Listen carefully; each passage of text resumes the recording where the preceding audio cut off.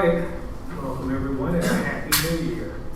I am calling to order the city council meeting for the city of Bel Air Beach, Florida. This is January 5th, 2026. It is now 6 p.m. Before I call on Councilmember Banker for the invocation, I'm going to ask him to pause for a few seconds as we honor and pay remembrance to Marcia Davis. For those of you who don't know Marcia Davis, you probably do but don't. I think 95% of our community in some way or another benefited from the kind acts that Marcia did for this city, for this community following Hurricane Helene. We're going to miss her, and I'll ask everyone to just pause for a few seconds, and then Councilmember Baker, you just pick up whenever you're ready.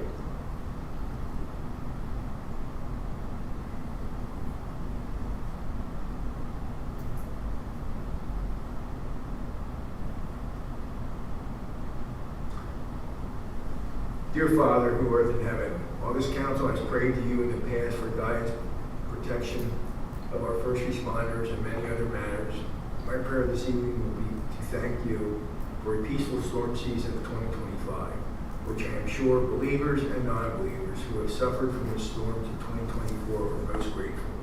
I pray that non-believers find a path to worship you and your Son, and I ask of you that we are provided another peaceful storm season in 2026. In Jesus' name, your Son, I pray. Amen. Amen. Amen. Please rise and join me for the Pledge of Allegiance. I pledge allegiance to the flag of the United States of America and to the republic for which it stands, one nation, under God, indivisible, with liberty and justice for all.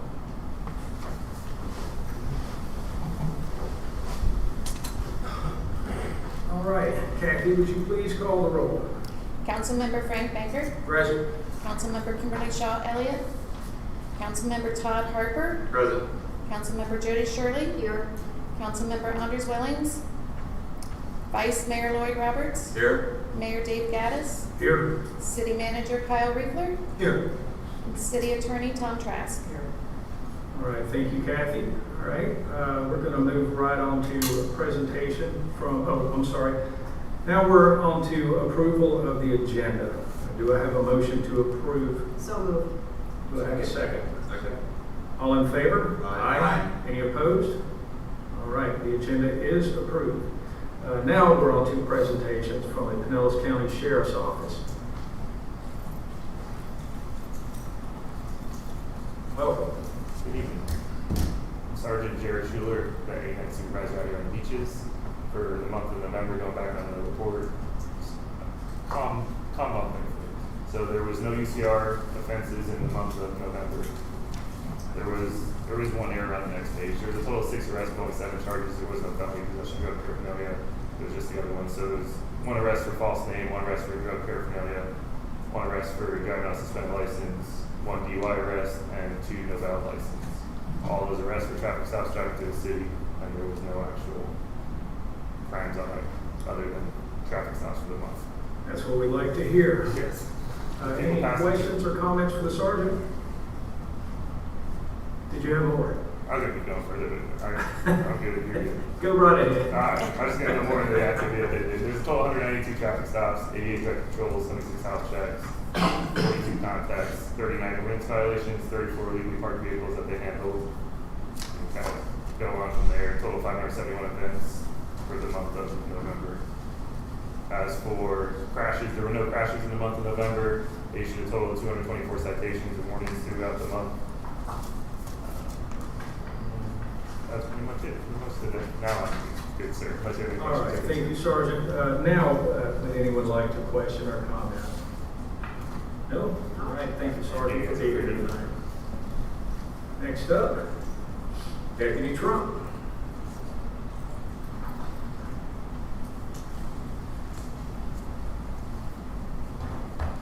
Good evening, everyone in there. Appreciate you having me. It's been a little bit slower this month for December, probably because of the holidays. Sorry. You use your microphone on and we're not picking it up. Testing. Green lights on. green light is on. I'm right here.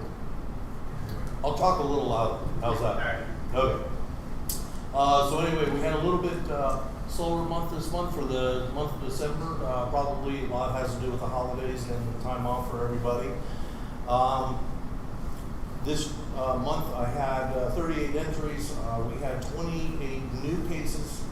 We closed 34 cases, and follow-up was 27. Currently, you'll see in your printouts probably a little bit of an uptick that has to do with the rental registrations. That accounts in part of the 22 open cases, of which actually is 32 open cases, due to the fact that the other half, the other 10, are actually cases that we currently have code violation letters going out. They're probably a little bit slower cases, or we're getting slow responses, so we're sending out code violation letters for those. The rental registration, you'll see what we're doing is we're becoming a little bit proactive as far as you'll probably notice going around the city, which I have, a lot of for rent signs going up in a lot of the houses. So we've been trying to get proactive. We've worked with staff here, and they made up, I don't know if you have a copy or not, but basically a placard that I have been posting on the doors, especially those houses that have for rent signs, and making sure that they are aware of their obligation in order to register their houses as rental homes, and if they have rental people in there. So I have not at this point identified any short-term rentals, but we're just trying to be a little bit proactive as far as that goes. Right now I have a total of 9 landscape violations.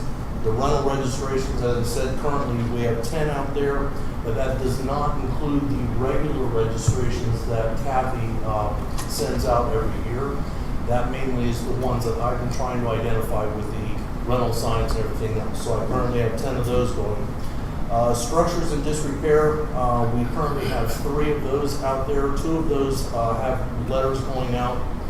I have 1 unlicensed vehicle that's in the driveway that I have talked to the owner. I'm working with her a little bit. She's got some other issues going on, so I'm trying to work with her, but we should be able to take care of that one pretty soon. Unlicensed fence violations. I have 2 of those. Unpermitted remodels. Some of these are prolonged issues that we're working with the county on in order to solve. There's 2 of those out there currently. And environmental nuisances, 2 unmaintained pool. We have 1 that's working on right now, and 1 drainage issue. So that's basically what we've been working on throughout the month. Are there any questions? Council, I do have a question. By any chance have you encountered new rentals that you know for a fact were damaged, flood damaged, and suddenly they're open for business without really any signs of construction? We had 1 that the city manager and I have been working on, that we identified that they had been renting. The rental itself was good. They actually rented it for 4 months. There was no violation there. The rental registration was completed. But with that, we found that there was probably some repair work in that house that was not permitted. So the city manager has sent out the proper letters, and the proper documentation has been getting returned. Great. Right. Last chance. I have a Yes, question. Councilmember Sherrill. The homes that are being elevated, Yes, ma'am. there's a lot of, they're not required, or we are not required as a city, I think, to put in a silt fence. And I think it's an issue. I think we should treat it like construction, and they should have silt fence put in. I don't know what we need to do to address the site conditions of these homes, but there's piles of dirt and debris everywhere. Yes, ma'am. And some of the lots are smaller than others. Some can handle it, some can't. either way, when the hydraulic trucks show up, they're spewing hydraulic oil everywhere, then we get dirt in, gutters, and there's just a lot going on at those sites that I think we need to do a better job, managing Yes, ma'am. how we're allowing that to happen. So maybe that's something for Kyle to address, but it's something I think we need to look at. I'll be glad to work on that, because as a construction site, they should have silt fencing, so I will address that and make sure that. I think we just overlooked it because it's not our typical construction site, right? So I think we just need to take a look at it. Yes, ma'am. Yeah, thank you. Any other questions or comments? No? All right, thank you, Deputy. Happy New Year. Thank you, sir. Oh, wait, I did have one more question for you. I received an email recently from a resident concerning Bel Shore chaining their gates. Yes, sir. And as per the current agreement, they were supposed to leave them chained at night, open them up in the morning, but there was supposed to be a 3-foot gap Yes, sir. in the gate. Do you know if that's going on? The cables are in place. I actually saw them today. There should be, it's not the best way, and I understand that, but right now, the best that we have is double cable tie. Basically, they're bicycle locks. They are in place.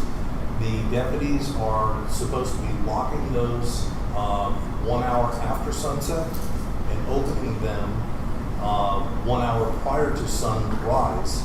And the way that they have been instructed to lock them would allow the gates to be opened, to allow pedestrian traffic, no cars, but pedestrian traffic for the citizens of Bel Air Beach or Bel Air Shore, for that matter, to access the beach accesses and go in and out of it. As far as I know, the cables are in place. I know that. I actually saw them myself today. And as far as I know, they should be, with the instructions and pictures and everything else of how to do it, they should be getting addressed correctly. And as far as I know, they are. All right, thank you very much. And thank you for being here this evening. Yes, sir. All right, next we have a presentation from the Pinellas Suncoast Fire and Rescue District. Welcome, Chief.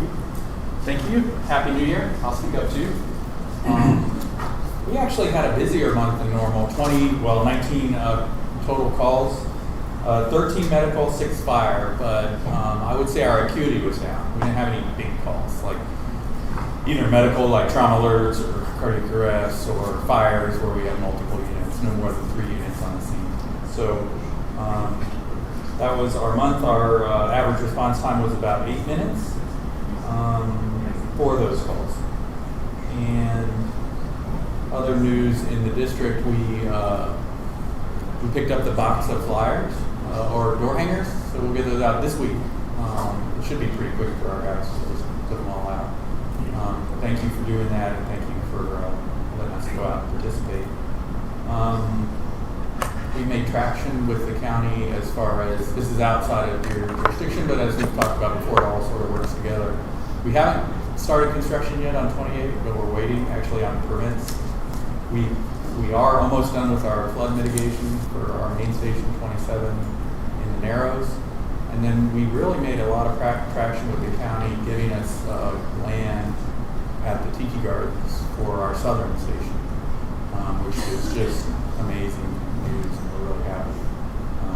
It's really collaborative and it's working out really well, so more to follow on that. That's our report.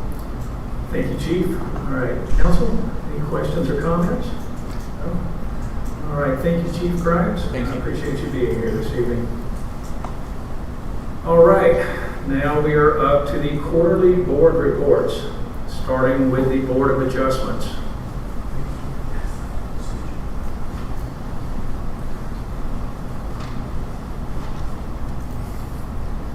Good evening, Council. My name is Mike Kelly. I'm your board chairman for the Board of Adjustment. And wanted to let you know that yes, in the past quarter, the Board of Adjustment met, and we're finding out that cases are now, as Jody just mentioned, the elevated homes, we're getting variance cases regarding requests for elevations. ones we've had in the past, we did have a meeting in October where it was an issue regarding an elevated home, encroachments into the rear and side setbacks. We had one even back in July where a gentleman's home that was built in 1955 has a section where there's an encroachment into the front setback. These are coming up because all these homes have to be surveyed, and now that they're coming to the city for applications for improvement, this is when they're being caught. It's nothing to, in most cases, it's not their fault. These people didn't own the homes when the encroachments took place, and obviously we're handling on a one-on-one basis. This coming Wednesday night, we have 4 variances at the Board of Adjustment hearing. 2 of them are also elevated homes. So this is a whole new category for us. We've got a very experienced board. They handle it very, very professionally. We give the people as much time as possible and whatever they need. And in most cases, the solutions are acceptable. If there's any other questions, I'll be glad to answer. But again, this is a whole new, rather than pools, rather than docks, we've got elevated homes that are now running into situations that these owners did not expect and were surprised when the city said, you've got to go for a variance. Thank you, Mike. Council, any questions, comments? Thank you. I'd say you're busier now than you've been ever. We have. Well, We're meeting at least once a quarter, which is nice. Again, the experience only comes when you have opportunity to hear cases, and this board is hearing more and more cases than ever. that's right. Okay. Well, thank you for being here tonight, and I appreciate the report. Yes, sir. Thank you. One thing that I forgot to mention, would you please make a note that Councilmember Wellings came in at 6:05. I'm saying it over the mic because there's people that download just the audio and they wouldn't know that. Thank you, Kathy. Sure. All right, next up is the Citizen Advisory Committee. There is no report for that. No report. All right. Parks and Recreation Board. No report. Oh, no. Okay. Planning and Zoning Board. Mayor, I have the report for the Planning and Zoning Board. All right. So Chair Prescott met with me earlier today. He was unable to attend tonight, but he wanted me to just go over the code review meetings that we've had over the past year. Our first meeting for reviewing the chapters was on January 15th of 2025, and we've had 8 meetings since then. It took us all the way to December 9th, this past December, and throughout the 8 meetings, they probably spent about 15 to 20 hours working through these chapters, making the recommendations, and reviewing all the staff's recommendations. So I just wanted to include how much work they've put into it. They've fully reviewed the staff's recommendations presented in the draft ordinances. They agreed with most recommendations. There were some that they disagreed with. I will be presenting those to council on January 26th at the work session, hoping to get through as many of those chapters that we can. I'm going to put some work into laying out each area that we're recommending revisions to give a little bit of history of where we ended up in our discussions. So I'm hoping to get that out by the end of this week. We have a couple of weeks time to review before we have that work session. All right. Council, any questions for Kyle on this report? No? All right. Thank you, Kyle. All right. Now we are moving on to the city attorney report. Tom. Thank you, Mayor. I just got back from a 2-week leave. I did want to advise you that I reached out to the attorney for Village Shore, Attorney Lewis, relative to an update on where he is in the review of the draft agreement. You remember that there was a discussion about this in early November. I received a couple of emails from Attorney Lewis over the last couple of months that they were working on it. The last email that I received from Attorney Lewis it said that he was still working on it. He was going to get it to me to review soon. That was on December 12th. When I got back from vacation today, I did reach out to him again. I've not gotten a response. So as soon as I get an update from Attorney Lewis, I'll let you know that by email. That's all I have to report tonight. Thank you, Tom. Any questions or comments from the council? All right. Now we're moving right back to the city manager report. Thank you, Mayor. I had to run through the projects. So we issued the purchase order and the work authorization for the 22nd Street Bridge project. So Gemini is beginning to work on that assessment for us. The 8th Street Stormwater Rehabilitation Project that went out to bid in hopes that we get some better pricing that we could find through piggyback contracts. We currently have 77 plan holders on, it's now UNA open bids, prior was the Van Start. So that's a good sign, hopefully we get at least 5 or so, it's usually a good number of bids turned in for a project. So that is due on January 9th and at 2 p.m. So I'll be providing a tabulation of what comes in for that. We did the valve installs, the 2 new valve new locations, I should say, because we did recycle 1 valve. So the location that was going to take the 12-inch, when Ramble Construction got out there, they had to make some changes on site. I did get some pictures I'd like to show.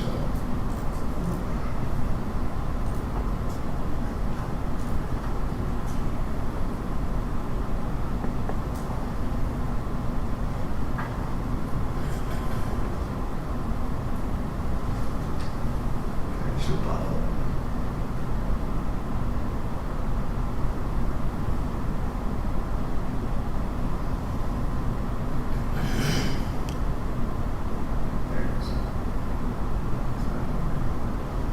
Okay, so this is the location of the 12-inch valve, which was to the north of the 22nd Street Bridge. It's one of the outfalls coming off of Bayshore. So this is the existing condition. We measured what you see on the outside of the measuring tape is the sleeve that was used to funnel the outfall through the new seawall when they replaced it. That was like a 13-inch sleeve. It was corrugated. So this is the picture before. You see the lining inside of that sleeve. Okay.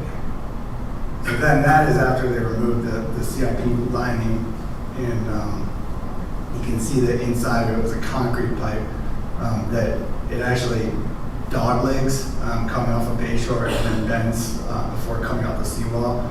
So when taking the measurements on that is the reason that we had to downsize to an 8-inch valve at the recommendation of the manufacturer.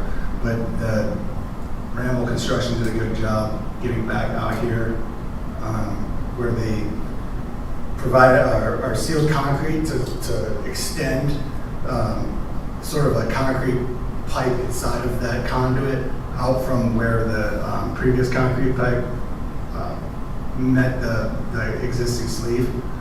And then the final, when it's all said and done, this is after the water came up a little bit, but they completely encased it with concrete, got the valve installed. We'll watch it to make sure it functions correctly, but given this situation, they thought the 8-inch was the valve to use because you have to use what is existing. And then hopefully when the next time the seawall is refurbished and they put in a permit, then we can make corrections to get the southwall corrected. But for now, this was the best course of action. The other location was for feeding the intersection of Morgan and Hibiscus. And this pipe, it comes out, I'll show you real quick.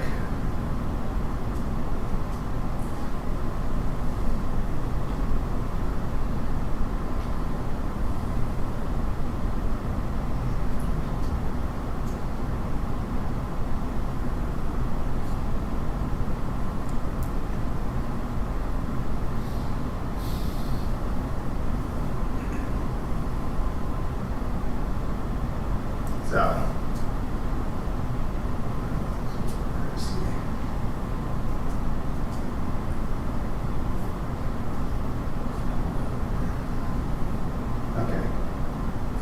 Morgan Drive, and I just gets. But, so at the intersection of Morgan Drive and Hibiscus, I'm zooming in as close as I can. So there's 4 inlets at this intersection, and from there, they go between the properties and come out right at the, I wish I had a cursor, but right at the corner there, where I'm zooming in now. And that is a 24-inch outfall that drains, and occasionally when the tide comes up high, we do see water at those inlets. So this is the final product. It was a tough job. This is another situation when the seawall was redone, somehow a lot of concrete was dropped down into the pipe and had solidified in the pipe, which was causing a blockage. The good news is when it was identified and he was installing the valve, he was able to get in there with a crowbar, the majority of all this blockage, so that no longer is it building up. And there's the final. And this was this was built from recycled parts, reuse. So this valve is functioning, and it did have water that was actually leaking around the sleeve that the seawall company had done, and he was able to seal that off as well. So again, this is an example. It's happened kind of throughout the past years. Over time, as people redid their seawalls, it wasn't always, closely paid attention to during the permitting to make sure that they weren't downsizing or creating a problem when these outfalls were loose. So that's something we pay close attention to. Nicely done on that. Which other pipes are left to be done? So I want to have Gemini, which is involved with the vulnerability assessment that the county is doing through the Resilient Florida program. So I want to have them get the vulnerability as the final assessment numbers from that, use that to do the next update to the master plan, and so determine where we need the best new locations for those valves if we need more. Okay. And so was that the last of the check flow valves? So currently, because I had to get an 8-inch, I currently have a 12-inch still in my possession, and then I still have 18 inches from some other trees. So we do have some valves in stock as well. Okay. But I want to wait until we do some studying to find out the best locations to install these. What about cedar? Sorry. Go ahead. Yeah, what about cedar? So cedar and spruce, that valve is installed. Is now in there, okay, good, thanks. And then also, Harrison, not that, there's just, when we have extreme high tides, that, just like everything, it floods there at the west side of the bridge, and, there's a way created, it'll pull, kick up into the people's house that's right in front of there, so people drive through quickly, it creates a wake. Right. I'm sorry. We took that looked like a 14-inch pipe that had a 12-inch sleeve. And now we reduced the valve to 8 inches. We probably cut down the circumference of that. Is that good? So we're going to monitor it. Given when I sent in kind of the existing what we're dealing with, LaPro thinks that 8 inches will work fine. Whenever they see this situation in other cities, they just deal with what they got to work with. But it is something we want to make note of and correct when we get the opportunity. One other thing. When you were gone, I had 2 complaints, from residents. One was a Verizon box that was actually open since Colleen came in and blew it open or whatever. Created like a 1.5-foot drop and a pothole. So I contacted you and Aaron. I don't know how he did it. Within 48 hours, the pothole was fixed and a cover was, it isn't the proper cover, but the cover is now over that hole and Verizon's coming out to place it. So like, Okay. God bless your guys. You got a great staff. Yeah, you jumped on that. Yeah. Thank you. So moving on from the valves. So as the chief mentioned, the firefighters have volunteered to help us distribute these door hanger prepaid postage so we can get more feedback from the residents on what they see for the future of the 1,001 Cedar Drive structure. And then I plan on getting a tabulation. I was aiming for the 15th of the month, but I want to give it a little extra time and see where we're at for results by the work session. And determine if we want to let it go a little longer. Do you have all the streets covered then, as far as getting those door hangers hung, or what's happening? I believe with the fire staff, they're going to just do everything Okay. for us, which is a huge help. We looked into trying to do it last week, but there's just too much going on. Okay. And then, like I said, we're going to do the code review on the 26th. I checked in with Duke Energy today. We had a meeting following the big scene in the month of December. I thought it was a productive meeting with the mayor to kind of nail out what needed to be done, the next steps, so that we can get progressing on this and finishing this project. They gave us an optimistic view that we could get the phase 2 conduit going in this week. So we followed up on that. It looks like the engineers are cooperating to make that happen. So we're pushing that along. Do you mind if I chime in on? So one of the delays has been, or really all of the delay for Duke has been trying to get easements in optimal locations so that it's aesthetically pleasing for our city, and everything's in a straight line. But the truth of the matter is, just like placing sand in other communities, you're never going to get everyone to agree.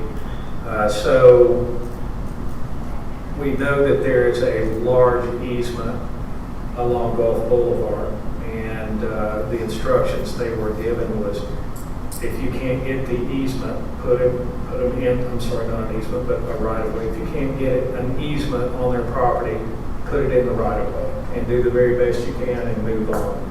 And I think that they were a little surprised to hear that, but they were spending all their time trying to obtain something that they'll never get, rather than getting the job done.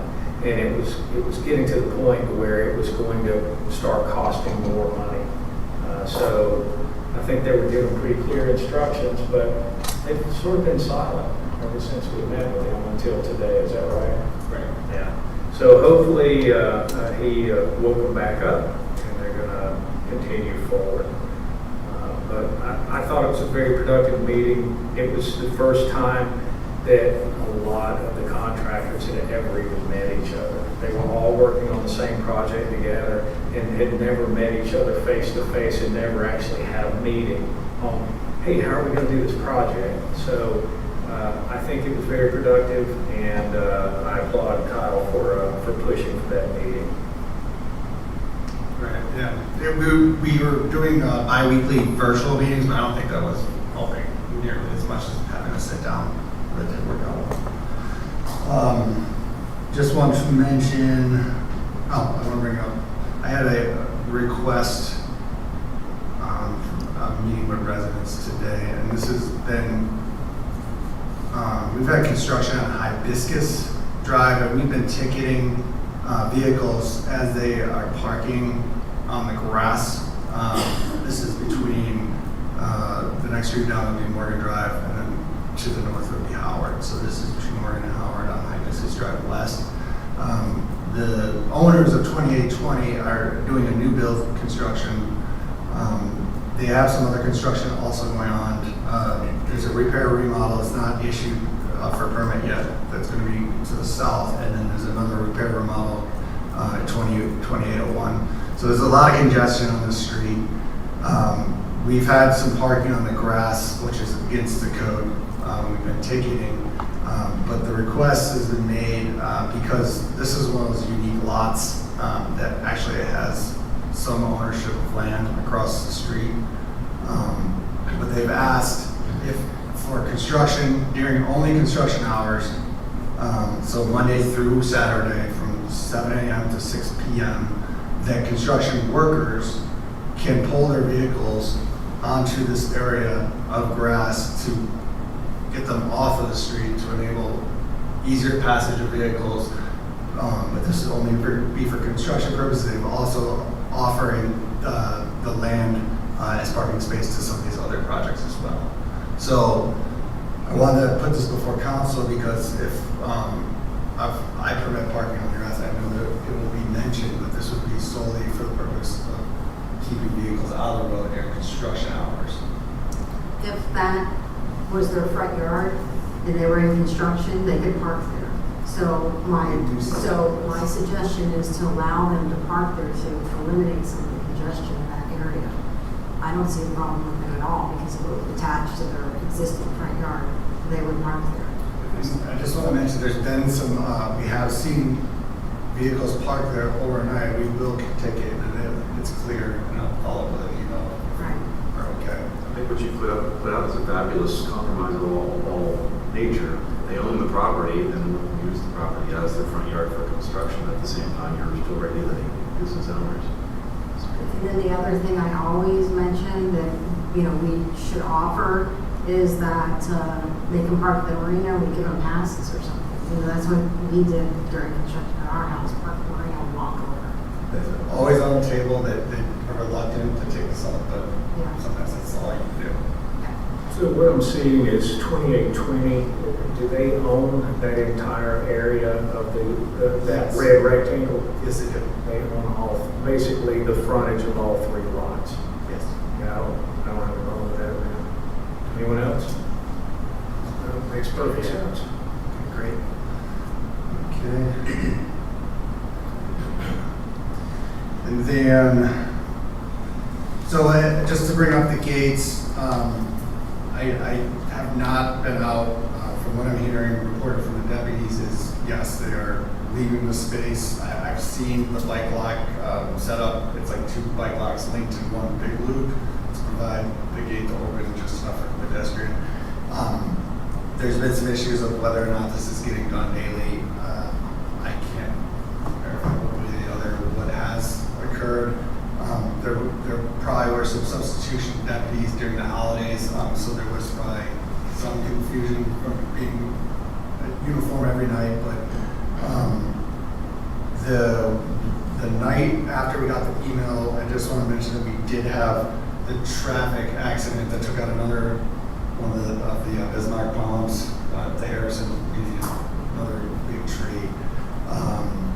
It was reported that it was an accident that we're going to get a police report on, and then I'm going to provide the information to Attorney Trask to see if we can recuperate the money because those trees are expensive. Just a note on that, Kyle. I got a knock on the door at 8:15 by 2 fishermen trying to get on 6th Street out of 22nd. And they couldn't get on there. It was locked. And I'm glad they didn't knock on my door at 6:30 when they tried to get on that door. I said they were bringing it up. And once you lock something, that's what they're going to get. So, I mean, looking at this issue, I could volunteer, have staff check it if you want to just daily monitor what is occurring. If it's an ongoing issue that we want to have a little more information on. Might not be a bad idea to email Miller Shore and ask them if you can have a combination. So in the event that it's not unlocked, I know they don't have a staff. They're relying on the deputies, the sheriff's patrol to do the job. But in the event a car is burning in the street and someone wants the gate open, we should be able to walk over there and do that.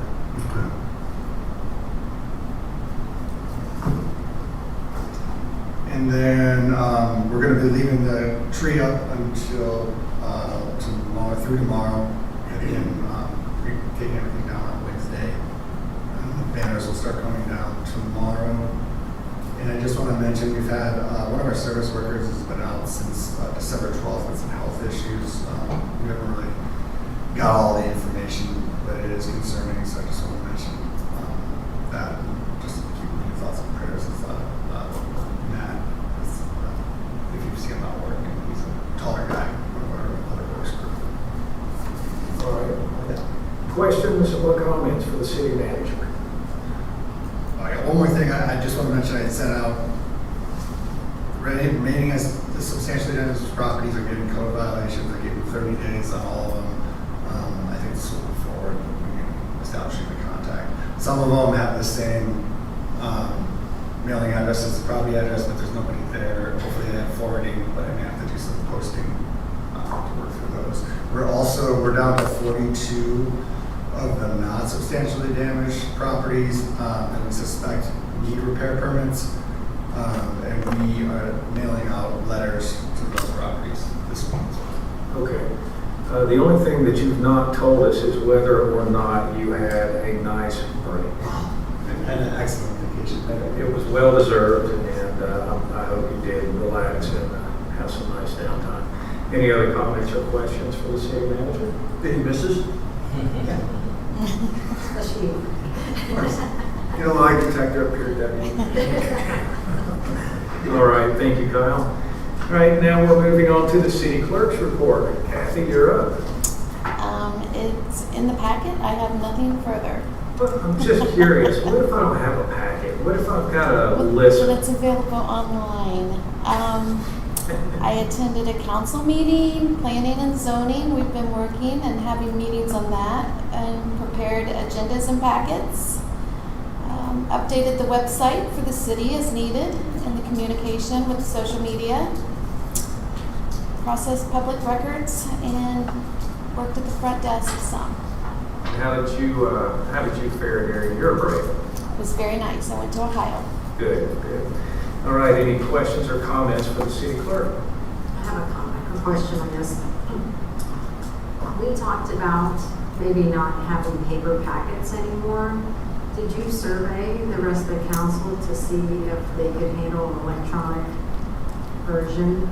That was possibly going to come up later in tonight's meeting.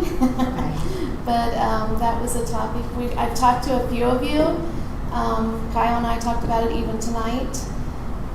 We would like to look into that, possibly having iPads for everyone up there, that maybe you'll be able to see better than trying to see up here on these monitors and screens, and if everybody would be comfortable using the iPads and maybe just have the agenda printed out. We go through a lot of paper every week, or not every week, but every meeting.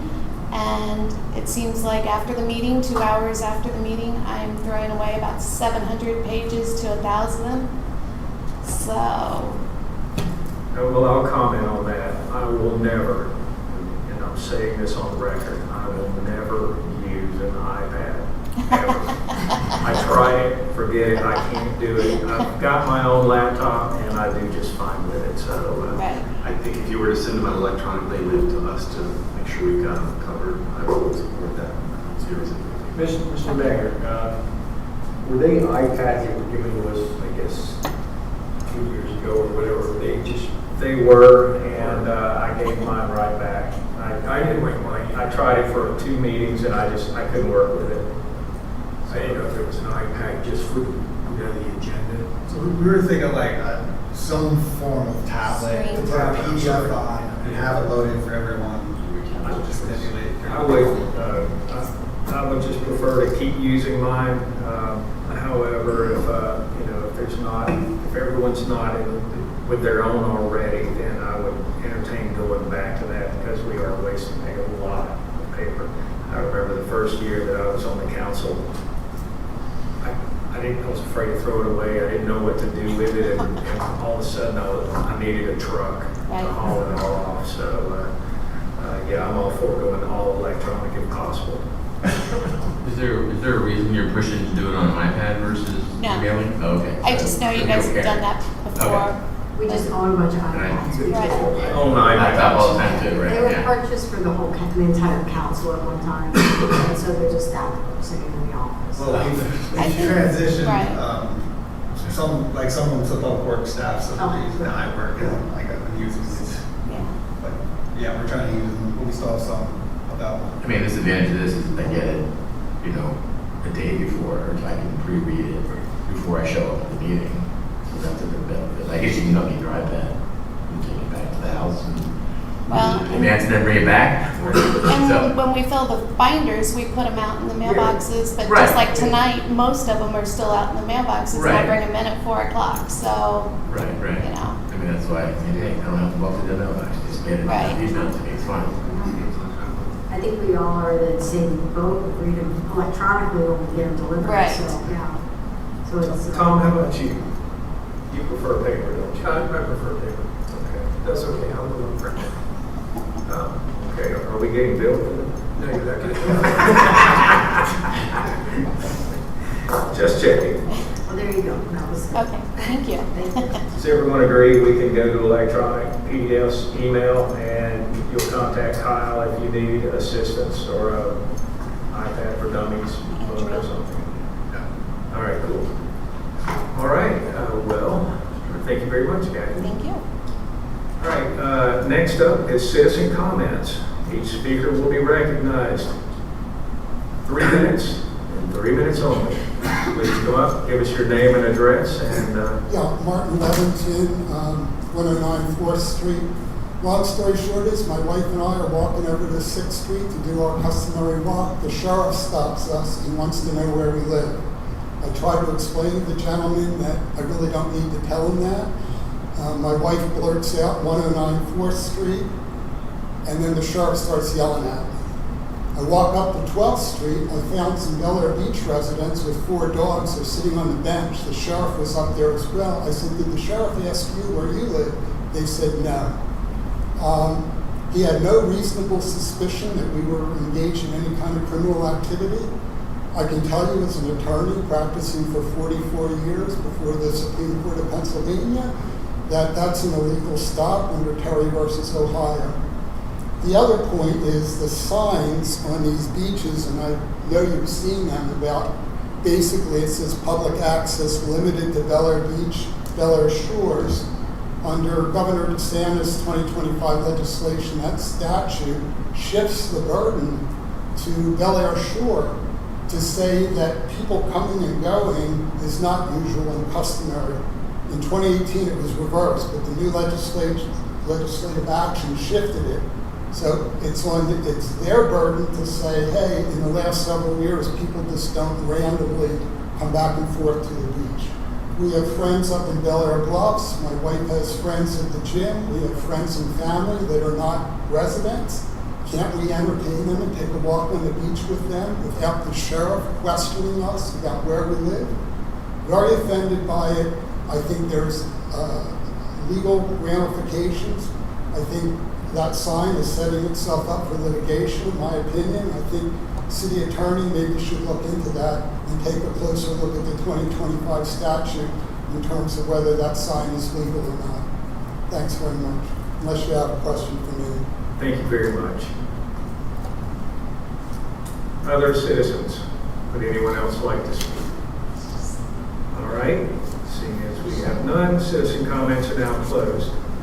All right, City Manager Riefler, do you have a follow-up after citizen comments? I'll contact Attorney Tress and look more into what he's talking about. All right. First I heard. Any council comments on the city manager's comments? No? I do. Just for clarification, so is the question you're asking about the Bel Air Shores signage on the change of statute, or what is the follow-up doing? So, about the comment. The comment of your follow-up comment, yes. So I just need a discussion with Attorney Trask. I don't know the validity of everything. It was just citizen interest. Well, on that note, those signs say Bel Air, access for Bel Air Shores and Bel Air Beach. Bel Air Shores has no right to access those lots, the residents of Bel Air Shores. And I don't know why they would need to access those lots. They all have a parking lot. They all have access to the beach front and back. Those signs are misappropriately spelled out, I believe. And I believe the citizen has a real valid complaint. I mean, I have family, I have grandkids. Are they going to get harassed when they go to the beach if I'm not there holding their hand? This is bullshit, 101. Point of order, please. I wish there was a family. All right?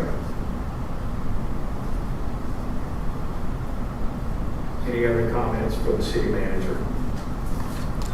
All right, thank you for looking into that, Kyle.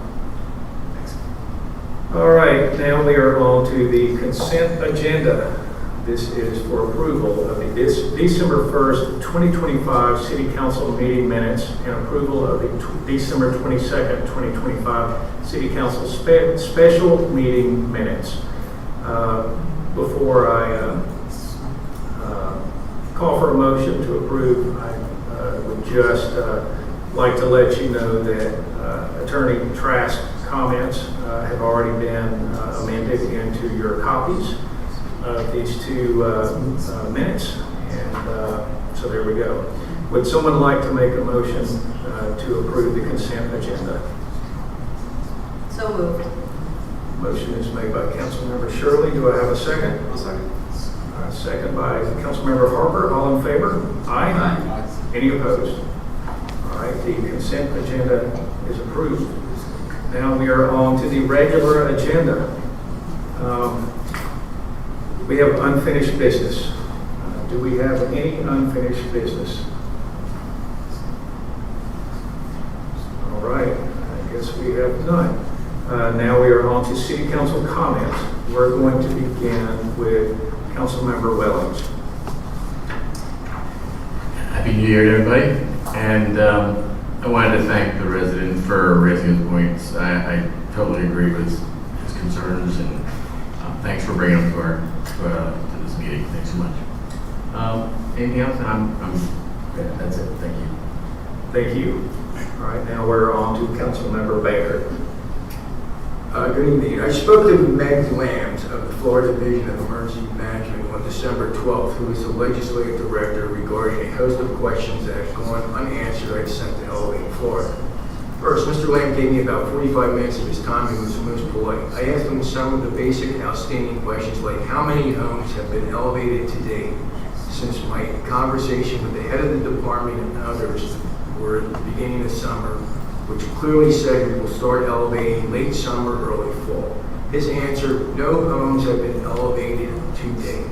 I then asked him about the response that I received that less than 750 applicants have provided a 25% mandatory contribution to lift their homes, which he and I were not sure how many were actually chosen from the 12,000 applicants, but I noted that a number between 2,500 and 3,000 were supposedly approved to move forward in August of last year. He was not sure that number seemed it was in that area. I then noted that the average cost to lift a home was projected to be around $400,000, minus out the 25%, that would leave a cost to Elevate Florida to about $300,000 per home. And if you take 750 times by 300,000, you come up with $225 million, which he noted was correct. I then noted that Elevate Florida received $400 million from the Fed for this program, and another $250 million from various counties, bringing the total to $650 million to Elevate Homes. Hence, what is Elevate Florida going to do with the remaining $425 million?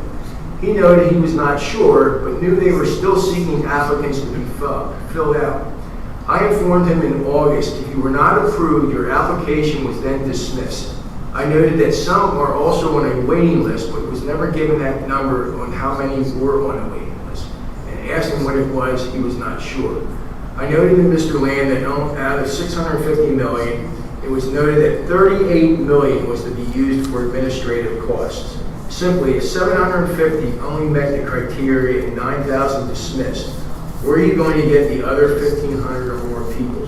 He again was not sure. We concluded that he was going to seek out information and see if FEMA was going to provide additional funding to Florida for this year. I want to wish everyone a happy and blessed New Year. Thank you. Now we'll move on to Councilmember Harper. No comments. Happy New Year. Councilmember Shirley. I just want to reiterate, I think we need to come up with a solution for this beach access. While it doesn't seem to affect some people, it's extremely affecting others. And I appreciate the feedback, the email from residents and so forth. I don't know what the solution is, but I look forward to seeing it resolved and getting Attorney Trask involved in getting that process resolved. And I just want to thank everyone who attends the meeting and pays attention to what's going on in the city, and wish everyone a happy new year. Thank you. Vice Mayor Roberts? Nothing to add, thank you. All right. First off, I'd like to wish everyone a happy 2026. I hope that everyone is healthy and happy and safe this year. Now I will comment on the beach access. I will say that even though this is not resolved, we are much closer than we have been. We actually have their attorney reviewing. Really, until recently, it was the first time they'd even seen the draft copy and passed it around to the commission.